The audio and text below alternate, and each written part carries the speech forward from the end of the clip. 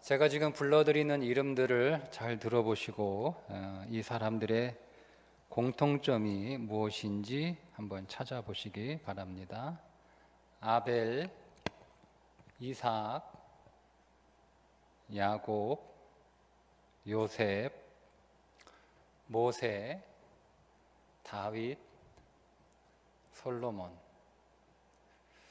어떤 공통점이 있죠?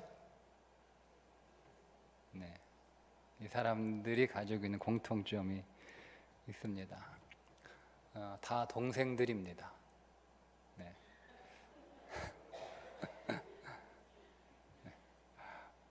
너무 대단한 건 줄 알았는데 별거 아닌 거 가지고 좀 당황스러우셨나 보죠. 네, 맞죠? 다 동생들이죠. 아벨은 가인의 동생이고, 이삭은 이스마엘의 동생이고, 야곱은 에서의 동생이고, 요셉은 르우벤의 10번째 동생, 모세는 아론의 동생이고, 다윗은 엘리압의 막내 동생이고,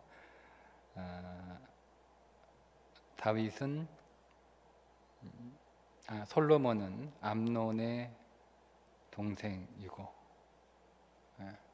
그런데 동생들인 것이 공통점이기도 하지만 이 사람들이 다 형들을 제치고 선택되었다는 겁니다. 그러니까 공통점이 동생들인데 당연히 형들이 선택되어야 되는데 맏형이 다 제외되고 이 동생들이 선택되었다는 것이 공통점입니다.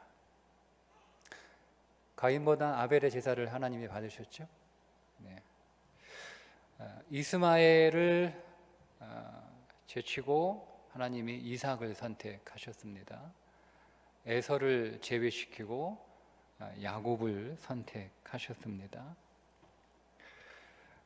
요셉도 마찬가지죠. 르우벤이 장자임에도 불구하고 그 장자권이 르우벤에게서 박탈되고 누구에게 가죠? 요셉에게 장자권이 갑니다. 모세도 형 아론을 제치고 동생이 민족의 지도자가 되었고요. 다윗 역시 막내임에도 불구하고 기름 부음을 받았습니다. 솔로몬도 그렇습니다. 서열상으로 따지면 네 번째 아들 아도니아가 이스라엘의 왕이 되어야 됩니다. 암논은 죽었고 둘째 길앗은 일찍 아마 어렸을 때 죽은 것 같아요. 셋째 압살롬도 죽었죠. 그러면 넷째 아도니아가 순서가 맞습니다. 그런데 출신도 부끄러운 솔로몬이 형 아도니아를 제치고 왕으로 선택이 됩니다. 자, 오늘 본문의 말씀도 보시면 야곱이 요셉의 두 아들 므낫세와 에브라임을 축복을 하는데 므낫세가 형이고 에브라임이 동생이에요. 그러면 당연히 오른손을 므낫세 머리 위에 얹어야 되고 왼손을 에브라임 동생 머리에 얹어야 되는데 그렇게 안 쳤단 말이에요. 요셉이 아버지 앞에 두 아들을 할아버지 축복을 받으라고 두 아들을 이렇게 앉히는데 오른손에는 므낫세를 앉히고 왼손은 에브라임을 앉혔단 말이에요. 딱 손 얹기 편하게. 근데 아버지가 손을 어긋 맡겨서 안수를 했단 말이에요. 그래서 오늘 말씀처럼 동생을 형보다 앞세웁니다. 여러분 이런 이야기가 창세기부터 성경 곳곳에서 여러 번 나옵니다. 그냥 한두 번 나오는 이야기라면 가인에게 문제가 있으니까 아벨이 복을 받았나 보다. 뭐 이스마엘의 문제가 있으니까 동생 이삭이 장자권을 가져갔나 보다. 이렇게 우리가 생각할 수 있는데 이게 한두 번이 아니잖아요. 계속 이런 일들이 계속 반복이 되는 거예요. 그리고 이런 유형의 일들이 성경 곳곳에서 계속 나오고 있다는 겁니다. 그러니까 한두 번 서열이 바뀌는 일이 나오면 뭐 그럴 수 있겠지라고 우리가 넘어갈 수 있고 뭐 유심히 보지 않아도 되겠지만, 이 서열이 바뀌는 문제가 계속 반복해서 나온다라고 하는 것은 여기에 굉장히 중요한 메시지가, 우리에게 전하고자 하는 메시지가 있다라고 하는 것을 우리가 짐작할 수가 있습니다. 인간적인 상식과 인간적인 기대를 보면 가인이, 그리고 이스마엘이, 에서가, 르우벤이 장자권을 가져가야 됩니다. 그런데 그런 인간의 기대나 인간의 상식과는 전혀 다르게 다른 그 밑에 있는 동생들이 장자권을 가지고 가고 있다라고 하는 것. 다윗 역시 막내요, 막내. 그 집에서 막내예요. 맏형 엘리압은 뛰어난 사람이에요. 사무엘이 보자마자 과연 하나님이 선택하신 사람이 맞구나 라고 선지자가 보기에도 한눈에 야, 정말 인물이다, 이게 엘리압이에요. 그러니까 형들이 무슨 문제가 있어서 다윗까지 내려간 게 아니에요. 그 형들 몇몇이 선지자가 계속 볼 때마다 과연 하나님이 정하신 이렇게 봤단 말이에요. 집에서 다윗이 오죽 못났으면 양치기 했겠어요. 그러니까 양치기는 그 집에서 제일 못난 자식이 하는 거예요. 너는 평생 양치기밖에 못한다 이거예요. 양치기는 아주 천한 직업이에요. 아주 천한 직업. 지금 뭐 우리가 주님이 목자이시니까 양치기가 굉장히 이렇게 좋은 직업처럼, 양치인데 그러면 뭐 대관령 양치인데 그러면 되게 좋아 보이죠. 네? 한번 양쳐보세요. 그거 보통 일이 아닐 거예요. 그거 안 시킨단 말이에요. 웬만하면 자식들이 그거 안 시켜요. 근데 여러분, 다윗이 오죽 못났으면 너는 그냥 그거라도 해야 먹고 산다라는 정도의 평가를 받은 거예요. 집안에서, 아버지로부터, 형제들로부터. 그런데 그 다윗을 하나님이 이스라엘의 왕으로 세우시잖아요. 솔로몬은 창피해가지고 솔로몬을 왕으로 세우겠습니까? 아니, 한 나라의 왕인데, 다윗이 자기의 왕위를 이렇게 물려줄 아들인데, 사실 성경에 그런 정확한 표현은 나오지 않지만 그냥 이렇게 다윗의 태도를 이렇게 보면 사실 다윗의 마음 가운데 있었던 후계자는 압살롬이에요. 그러니까 여러분, 압살롬이 얼마나 빼어난 사람이었으면 그 순식간에 민심을 다 모아버립니까? 그 순식간에. 그러니까 여러분, 이 압살롬은 외모로도 굉장히 뛰어난 사람이고요. 아버지가 보기에도 저놈은 정말 왕이 될 만한, 내 뒤를 이어서 이 나라를 다스릴 충분한 소양과 자격을 갖춘 아들. 그래서 저는 다윗이 그 압살롬을 굉장히 엄하게 다루었다라고 생각을 합니다. 미워서가 아니라 좀 더 이렇게 왕으로서의 면모를 갖추도록 그렇게 훈련시켰던 것이 이제 아들에게는 아버지가 나를 좀 미워한다, 인정하지 않는다, 이렇게 좀 오해를 불러일으켰던 것이라고 저는 봐요. 그 정도로 뛰어난 사람이 압살롬이에요. 그러면 인간적으로 보면 이미 많은 백성들이 솔로몬보다는 압살롬이 왕이 될 만한 사람이라고 인정을 했고, 또 그렇게 많은 사람들이 추종했고, 여러분, 그 압살롬을 추종했던 사람들이 다윗의 측근들이에요. 뛰어난 제사장들이고 뛰어난 장군들이에요. 그러니까 이 사람들이 뭐 다윗에게서 무슨 뭐 어떤 커다란 실망을 했거나 뭐 그래서가 아니잖아요. 그러니까 객관적으로 보더라도 압살롬인데, 하나님은 솔로몬은 좀 창피한 거잖아요. 부끄러운 거잖아요. 솔로몬이 어떤 자식인지 여러분 다 알 텐데, 그런데 하나님은 그 솔로몬을 왕으로 선택하셨다는 거죠. 이렇게 인간적인 기대나 우리의 상식과는 전혀 다른 하나님의 선택, 여러분, 그 절정이 예수님입니다. 예수님은 이 땅에 메시아, 그리스도로, 구원자로 오셨어요. 여러분, 메시아로 오신 분이라면 최소한 한 나라의 왕으로 오셔야 되는 거 아니에요? 그러니까 하나님이 한 나라의 왕으로 오시는 것, 그러니까 인간으로 오시는 것조차도 대단히 큰 일이에요. 그러니까 하나님이 그 당시 예수님 시대에 제일 로마겠죠. 대제국 로마의 왕실에서 왕자로 태어나는 것도 하나님께는 굉장히 부끄러운 일이에요. 굉장히 수치스러운 일이죠. 그런데 그러면 기왕이면 메시아요, 구원자요, 그리스도가 오셨다면 그 제국의 왕으로 오시면 될 텐데 짐승 밥통에 목수의 아들로 오셨단 말이에요. 더군다나 그 예수님이 십자가에 달려 돌아가셨어요. 십자가는 로마든 유대인들은 저주예요, 저주. 그러니까 저주를 받은 거예요.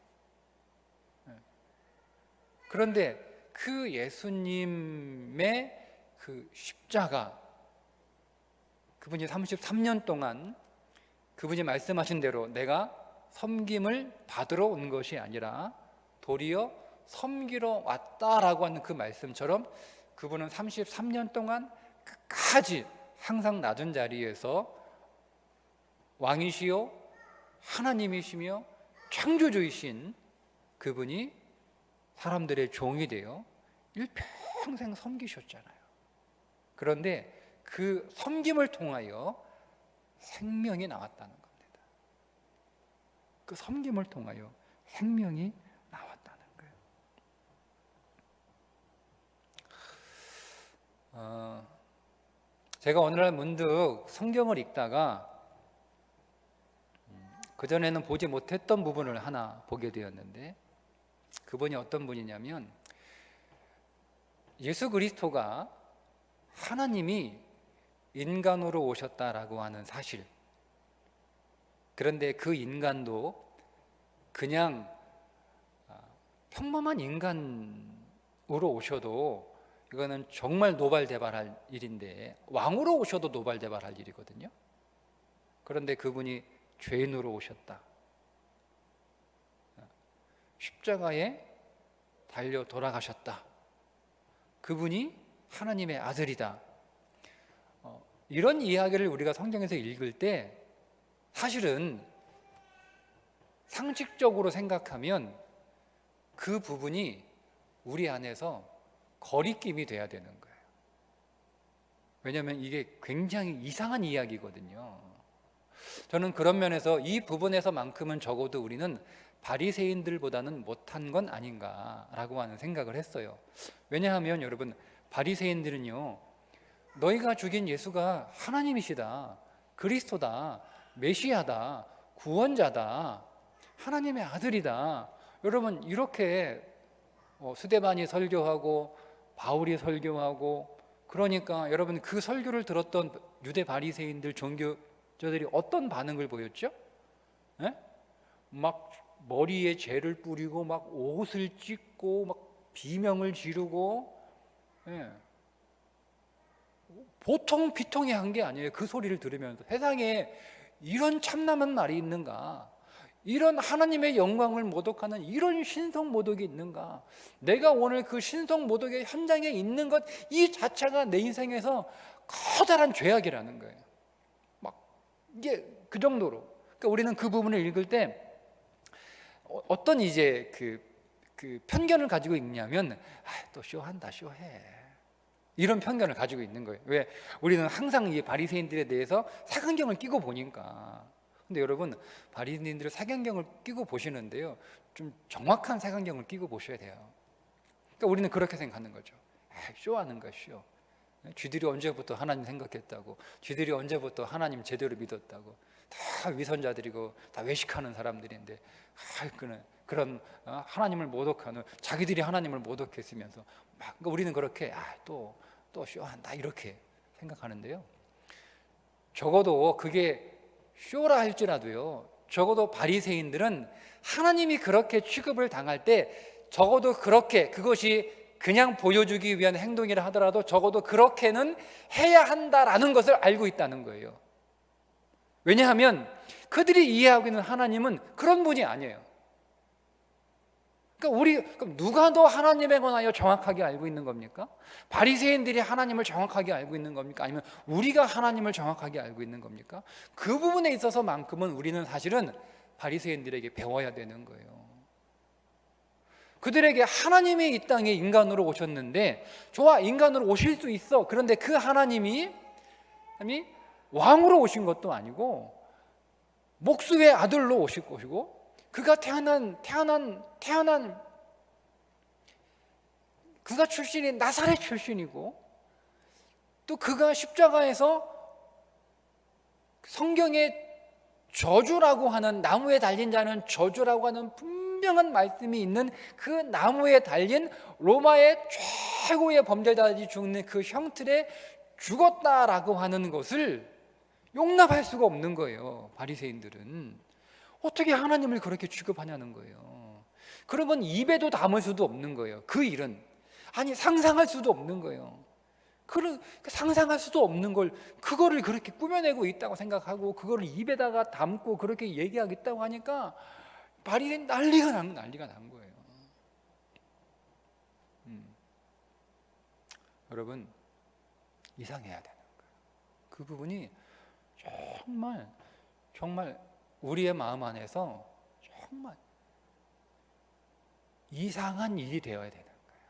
도저히 있을 수 없는 일. 상식적으로 그분이 정말 하나님이라면,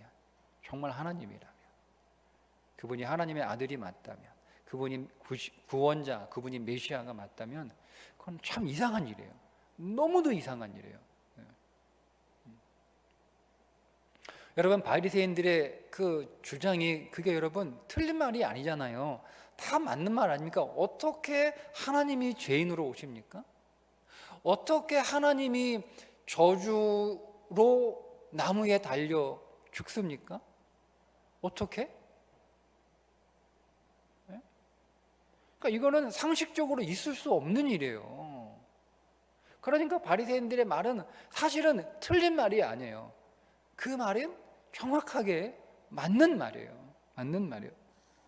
있을 수 없는 일이 벌어진 거예요. 그건 진실로 하나님을 모독한 정말 참담한 일이란 말이에요. 그러니까 옷을 찢죠.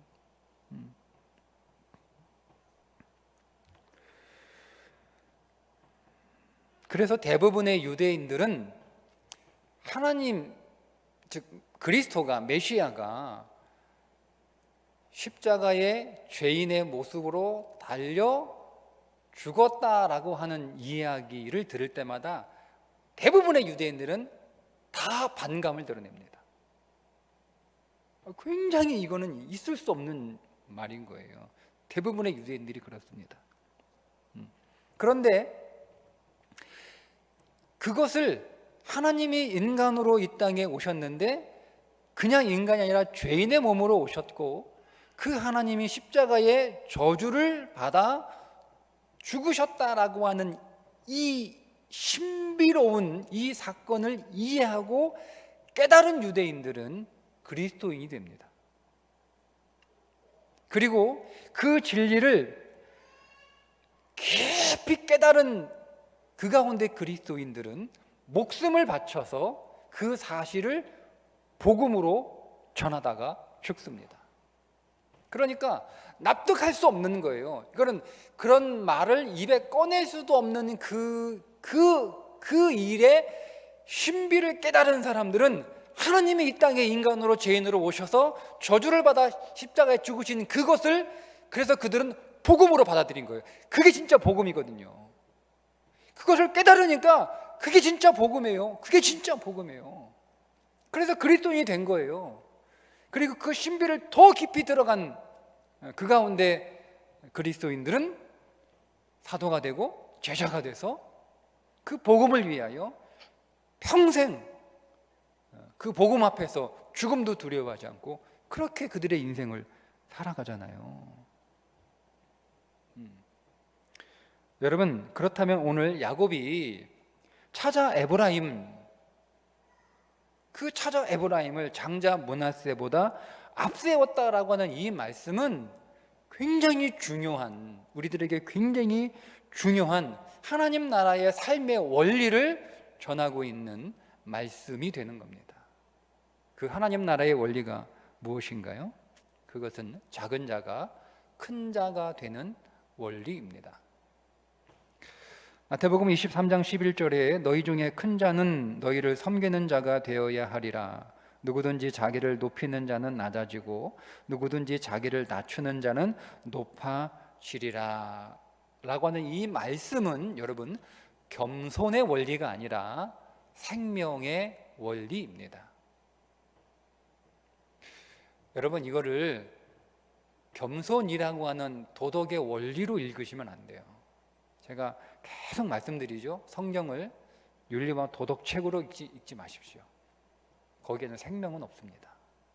여러분, 이건 다른 종교의 경전에서도 다 하는 얘기 아닙니까? 사람이 겸손해야 돼. 벼가 익을수록 고개를 숙이는 거야.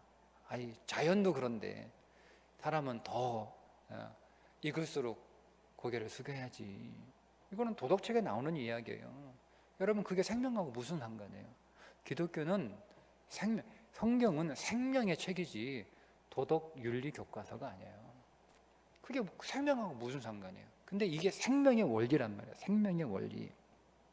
그래서 그 생명의 원리를 그대로 33년 동안 사셨던 분이 예수님이시고, 그 예수님의 그 삶을 통해서 많은 사람들이 내가 생명을 주기 위하여, 풍성한 생명을 주기 위하여 왔다라고 하신 말씀 그대로 많은 사람들이 그 예수님의 그 삶을 통해서 생명을 얻고 구원을 얻었던 것입니다. 자, 그런데 문제는 우리의 본성은 그것과 정반대라는 거예요. 우리는 섬김을 받으려고 하고 낮아지기보다는 높아지려고 하고 약해지기보다는 강해지려고 합니다. 마태복음 20장 20절에 그때 세베대의 아들의 어머니가 그 아들들을 데리고 예수께 와서 절하며 무엇을 구하니 예수께서 이르시되 무엇을 원하느냐 이르되 나의 이 두 아들을 주의 나라에서 하나는 주의 우편에 하나는 주의 좌편에 앉게 명하소서. 24절에 열 제자가 듣고 그 두 형제에 대하여 분이 여기거늘 예수께서 제자들을 불러다가 이르시되 이방인의 집권자들이 그들을 임의로 주관하고 그 고관들이 그들에게 권세를 부리는 줄을 너희가 알거니와 너희 중에는 그렇지 않아야 하나니 너희 중에 누구든지 크고자 하는 자는 너희를 섬기는 자가 되고 너희 중에 누구든지 으뜸이 되고자 하는 자는 너희의 종이 되어야 하리라. 인자가 온 것은 섬김을 받으려 함이 아니라 도리어 섬기려 하고 자기 목숨을 많은 사람의 대속물로 주려 함이니라. 그러니까 예수님은 목숨을 바쳐서 죄인들을 섬기러 오셨는데 그 제자들은 오히려 어머니까지 동원해가지고 큰 자, 높은 자, 섬김을 받는 자가 되려고 혈안이 된 거예요. 다 모든 제자들이. 안 그랬으면 여러분 다른 열 제자가 그 문제 가지고 성질을 냈겠습니까? 이거 너무했네, 이렇게 하고 끝났지. 그 말씀을 들어도 너무 잘못 들었네. 주님 말씀할 때 뭐 좋은 거야? 뭐 한 거야? 좀 잘 듣지. 에휴, 이렇게 끝나지. 그거 가지고 10명 제자들이 막 노발대발 막 이렇게 했겠습니까? 그러니까 똑같은 거예요. 2명만 그런 게 아니라 다 주님이 이스라엘의 왕으로 임하실 때에 다 그 좌우 다 그 여기에 앉고 싶었던 거예요. 근데 기회를 놓친 거잖아요. 예수님 이모가 와가지고, 이모 아닙니까, 이모? 조카한테 사촌 좀 잘 봐줘 이러는 거 아니에요. 그러니까 나머지는 화나죠, 여러분. 이거 친인척 써가지고 지금 로비하는 건데 얼마나 여러분 뿔나겠습니까? 그럼 친인척 아닌 자기들은 얼마나 억울하겠어요. 다 똑같다, 다 똑같다. 그런데 말씀하시잖아요. 그런 삶에는 생명이 나올 수 없다는 거예요. 거기는 생명이 없다는 거예요. 그러니까 여러분, 그리스도인이 된다라고 하는 건, 우리의 신앙생활은요, 이런 높아지고자 하는 그 열망을 깨트리기 위하여 계속 싸우는 거예요. 그게 영적 전쟁이에요. 그게 다른 차원의 영적 전쟁이에요. 차원이 달라요. 근데 이런 원리를 깨닫지 못하니까 바리새인들이 붕괴했던 거예요.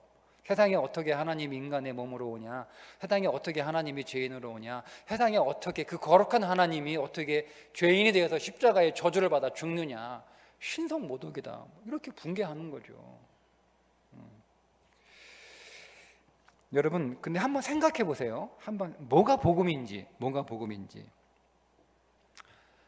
섬김을 받는 자가 되고, 그러니까 섬김을 받는 자리에 올라가고, 높은 자리에 올라가고, 강한 자리에 올라가는 것이, 올라가야, 섬김을 받는 자리에 올라가야, 높은 자리에 올라가야, 강한 자리에 올라가야 생명을 낳을 수 있다라고 얘기하면, 여러분, 그게 복음으로 들립니까? 아주 쉽게 제가 설명해 드릴까요? 너 1등 하면 살려줄게. 그럼 그게 복음입니까? 아니면 너 꼴찌 하면 살려줄게. 뭐가 복음인가요? 응? 누가 여러분들에게 너 1등 하면 내가 살려줄게, 너 1등 못하면 너 죽는 거야, 여러분, 이게 복음이에요? 아니면은 너 꼴찌 하면 내가 살려줄게, 너 꼴찌 하면 살아. 그럼 어떤 게 복음이에요? 어떤 게 복음이에요?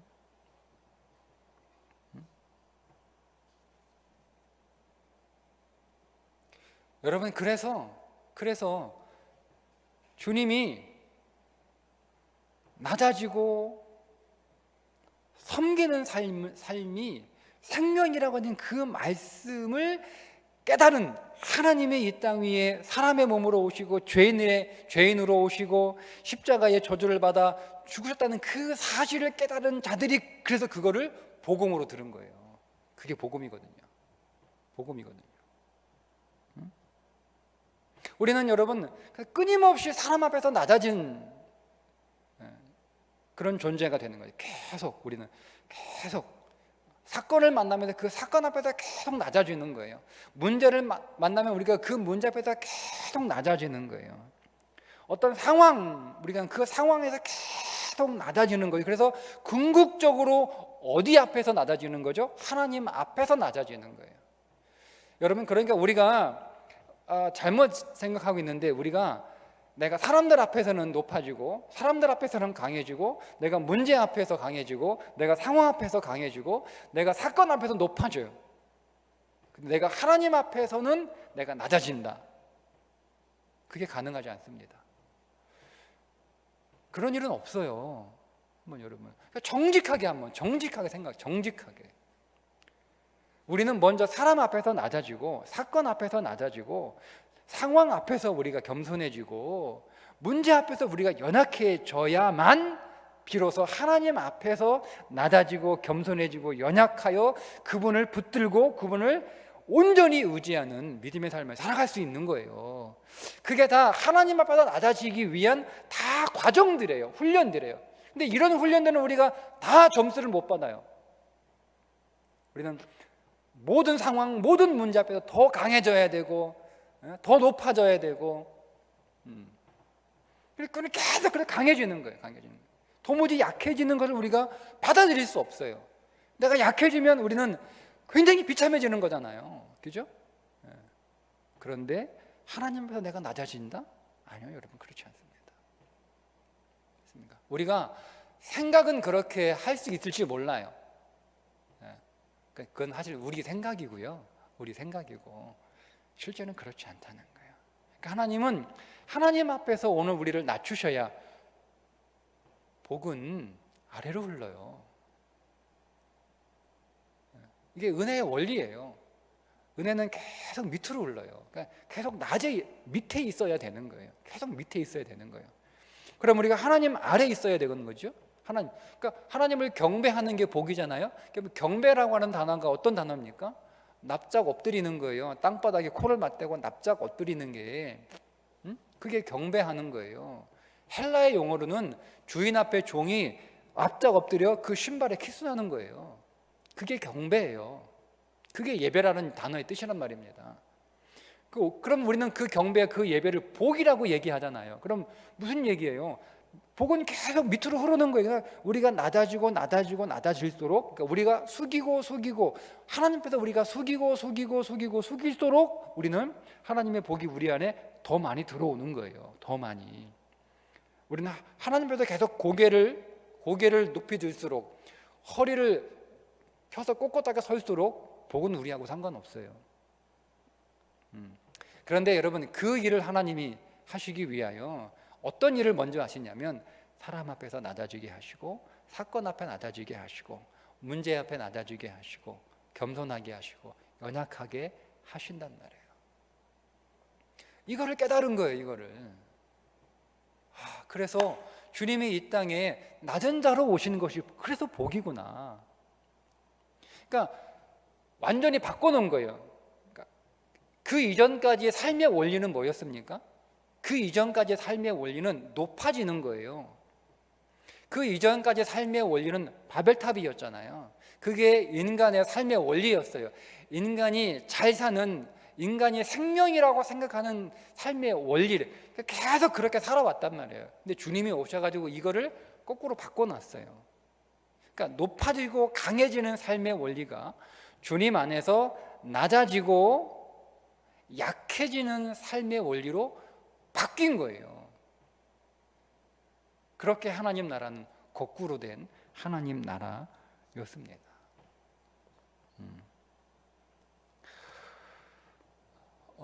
올라가는 것은 굉장히 어렵죠. 반면 내려가는 건 쉽습니다. 그런데 우리의 본성은 올라가는 걸 더 좋아합니다. 몸은 올라가는 게 어려워요. 몸은 올라가는 게 어려워요. 그런데 마음은 올라가는 게 편합니다. 몸은 내려가는 게 쉬워요. 훨씬 쉽습니다. 그런데 내려갈수록 마음은 굉장히 불편합니다. 굉장히 불편합니다. 그러니까 성적을 올리는 건 너무너무 어려워요. 근데 마음은 즐겁죠. 그죠? 근데 성적을 내리는 건 너무너무 쉬워요. 공부 안 하면 되는 거니까. 근데 마음은 되게 불편해요. 똑같은 원리예요. 그러니까 우리의 본성은 어려워도요, 마음이 편한 쪽을 선택합니다. 몸이 어려워도. 그러니까 우리는 그래서 약해지기보다는 강해지려고 하는 거예요. 그러니까 우리는 낮아지기보다는 높아지려고 하는 거예요. 근데 다 반대예요. 반대. 그래서 주님이 자기 부인을 말씀하신 거예요. 그게 자기 부인이에요. 그게 하나님 나라의 원리이기 때문에 그렇습니다. 야곱이 찾아 에브라임에게 장자의 복을 축복합니다. 그 말은 낮은 자, 섬기는 자리, 거기에 장자의 복, 하나님이 주시는 복이 있다는 거예요. 거기에 복이 있다는 겁니다. 그래서 오늘 저와 여러분이 항상 그 자리에 있기를 힘쓰는 그런 믿음의 성도 될 수 있기를 주님의 이름으로 축복합니다. 기도하겠습니다.